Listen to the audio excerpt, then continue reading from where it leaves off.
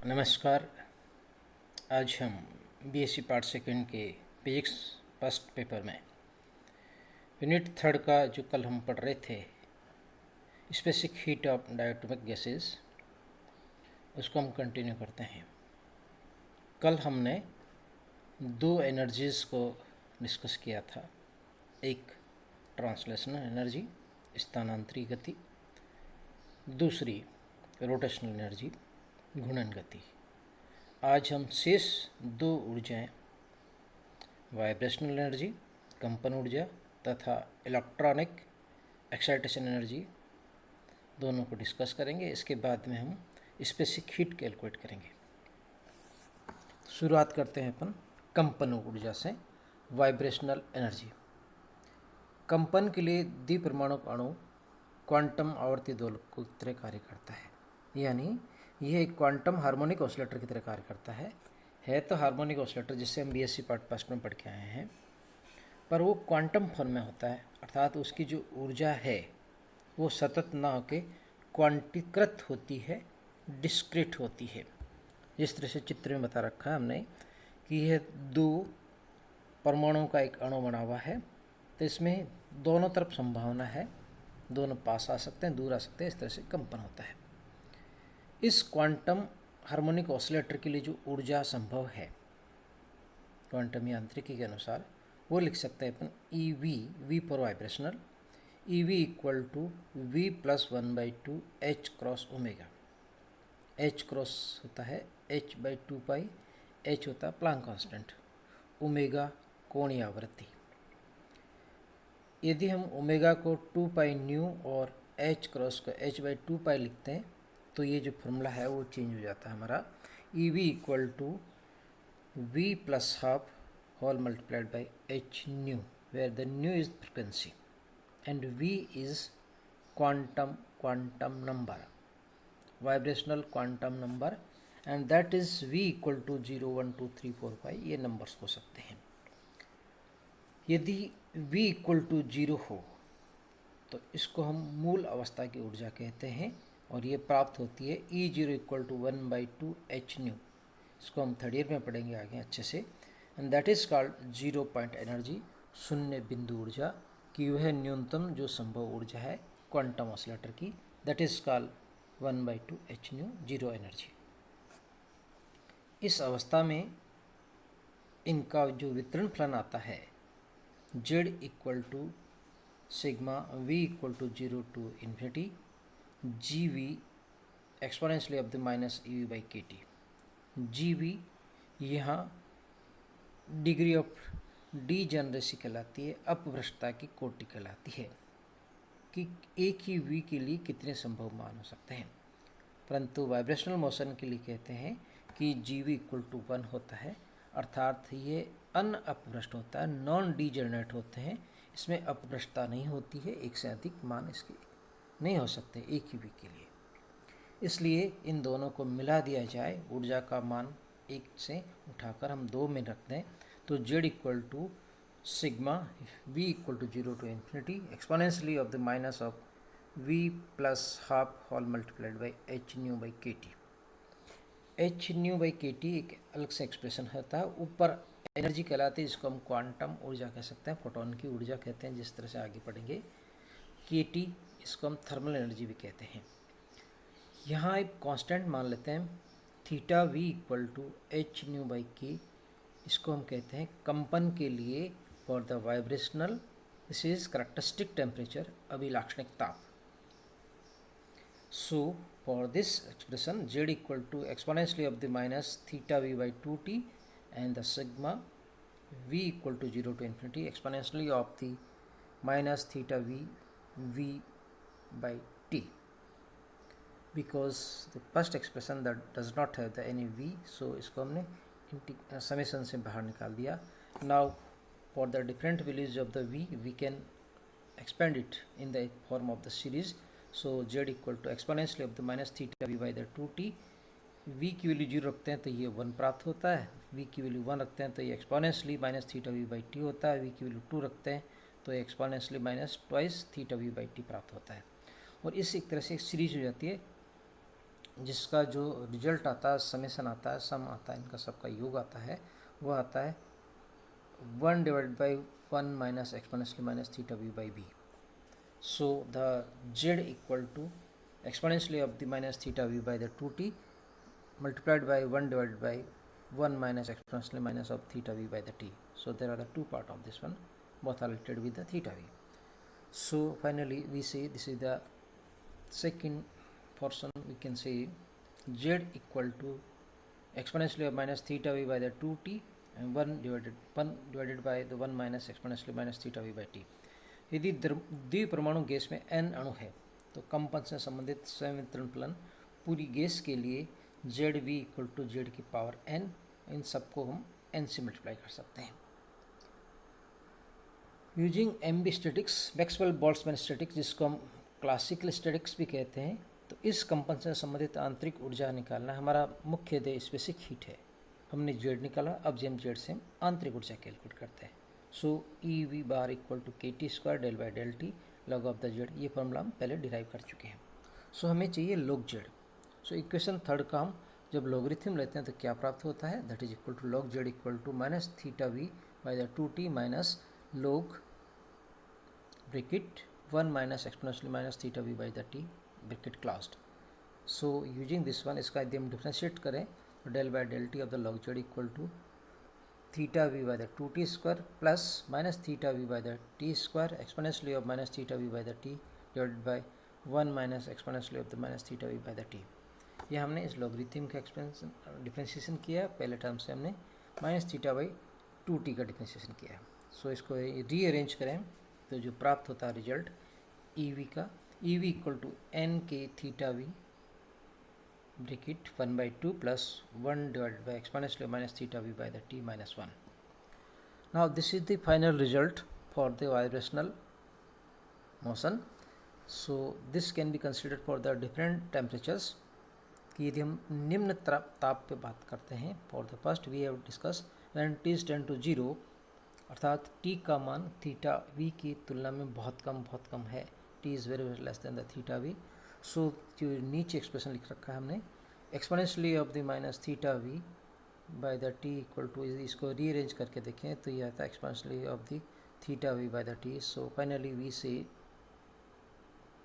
E V equal to N K theta V by the 2. अर्थात ये जो नीचे वाला एक्सप्रेशन है एक्सपोनेंशियली वाला, ये बहुत कम होता है. So 1 by 2 N K theta V. So now we substitute the value of the theta v, that is h nu by k. So finally we say n h nu by the 2. Similarly for the high temperature, if the t is tend to infinity, t is very greater than the theta v. So for this one the expression minus theta v by the v minus 1. Now we can expand this one as the series because theta v by the v, जिसको हम x कह सकते हैं, बहुत छोटा होता है, तो इस एक्सपोनेंशियली को हम सीरीज के रूप में एक्सपेंड कर सकते हैं 1 plus x square and so on. So now we can write 1 plus theta v by the v plus theta v by the t का whole square minus 1. So 1 minus 1, theta V by T बहुत छोटा होता है, इसे नगण्य कर लेते हैं. सो मिलता है हमें theta V by T. So for the high temperature E V equal to N K theta V whole multiplied by the 1 by 2 plus T by theta V. अब हम कहते हैं कि यहाँ पे टी बाई थीटा वी आ गया, इसका मतलब इसका मान हाफ की तुलना में बहुत अधिक है. So we can neglect 1 by 2. So finally we say n k theta v t by theta v cancel. So n this is n k t. अतः द्विपरमाणु गैस में प्रति अणु कंपन ऊर्जा kT प्राप्त होती है, क्योंकि ये n अणुओं के लिए निकाली थी हमने. और हम जानते हैं प्रत्येक स्वतंत्रता की कोटि से संबंधित ऊर्जा 1 by 2 kT होता है, जो हमने ऊर्जा के समविभाजन सिद्धांत से पढ़ा है. परंतु द्विपरमाणु अणु में दो स्वतंत्रता की कोटियाँ संभव है, अतः दो कोटि के लिए जो एनर्जी आती है 2 into 1 by 2 kT. So this is the kT. So specific heat Cv equal to del EV by del T at constant volume. इसको हम डिफ्रेंशिएट करें. So del by del T n k theta v multiplied by the 1 by 2 plus 1 by e raised to power theta v by the t minus 1. So इसको differentiate करते हैं तो first term में 1 by 2 में कोई t नहीं है, इसका डिफरेंशियल 0 हो जाएगा. लास्ट के टर्म्स में है इसलिए इसका डिफ्रेंशिएशन हो जाएगा. So N K theta V by the T का whole square exponentially of the theta V by T, and this one expression is like this one. For low temperature t is tend to 0, theta is less than theta V, जिसे हमने पहले किया था, same style, exponentially of theta V by the t minus 1, same expression. So the C V equal to N K theta V by T का whole square exponentially of minus theta V by the T. This so that it is decreases as the temperature increases. As the t is tend to 0, this is again exponential minus theta v tend to 0, so this cv is tend to 0. तो न्यून ताप पर कंपन गति का कोई प्रभाव नहीं होता. It can be considered as a constant. उच्च ताप पर t is tend to infinity.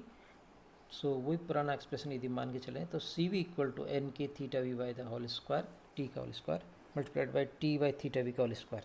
So it will be give a constant result N के.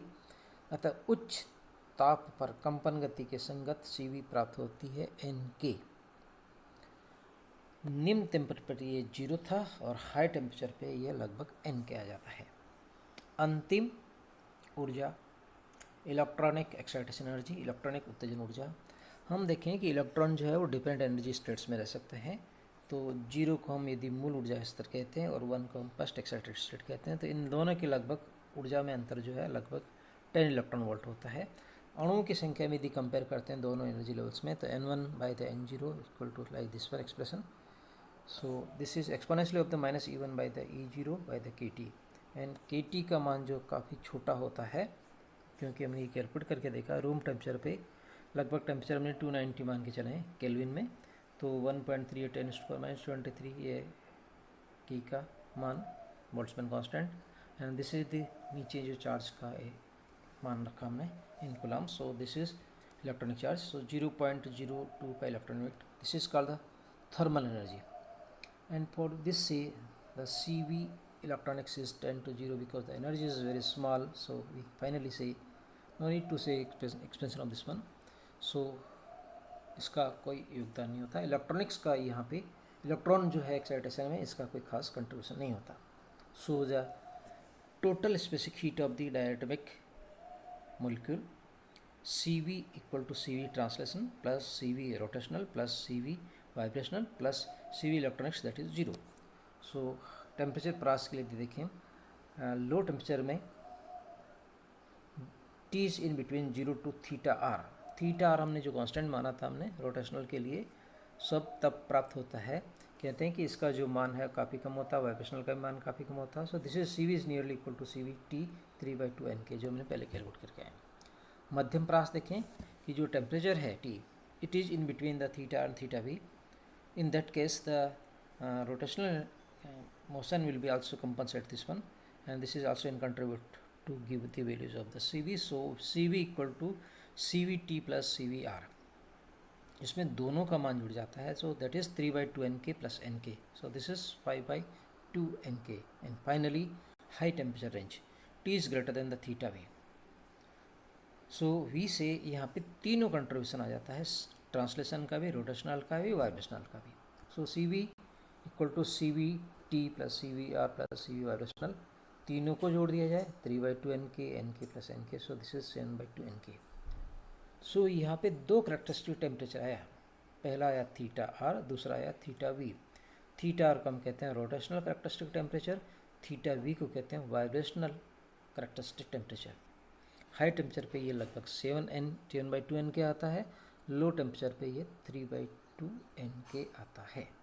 So if you plot the graph between this CV and the temperature on the y-axis, that is the CV, on x-axis this is the T.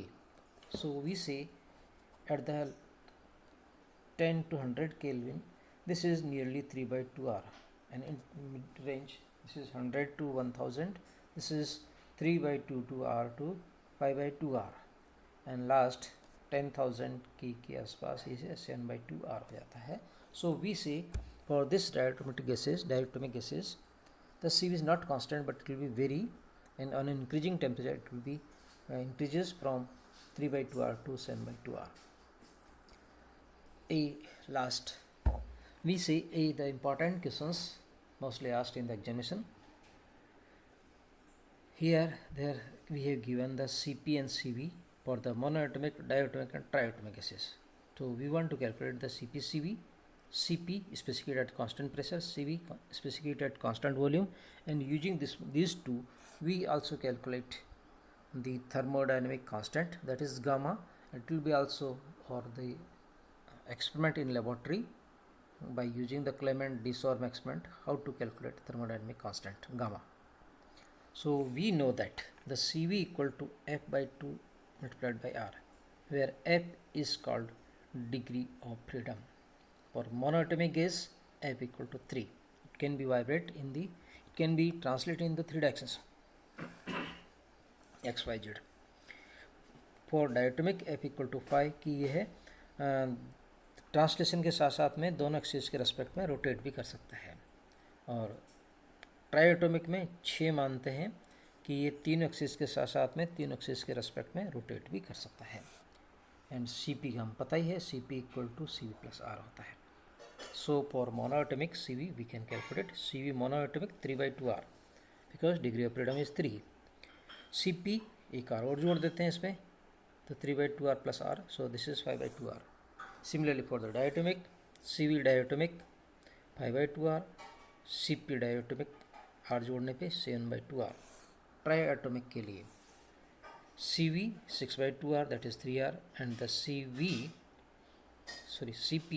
this is wrong written here, the Cp triatomic is the 4R। अब हम यदि thermodynamic constant calculate करते हैं तो gamma equal to Cp/Cv होता है। Monoatomic के लिए 5/3 1/67, डायटोमिक के लिए 7/5 1.40, ट्राइएटोमिक के लिए गामा ट्राइएटोमिक 4/3 1.33। मोस्टली हम जो प्रैक्टिकल होता है हमारा सेकेंड ईयर में, उसमें हम एयर काम में लेते हैं, और एयर को हम डायटोमिक गैस कंसीडर करते हैं। क्यों कंसीडर करते हैं? That is very important questions. Go through and search the answer. Okay.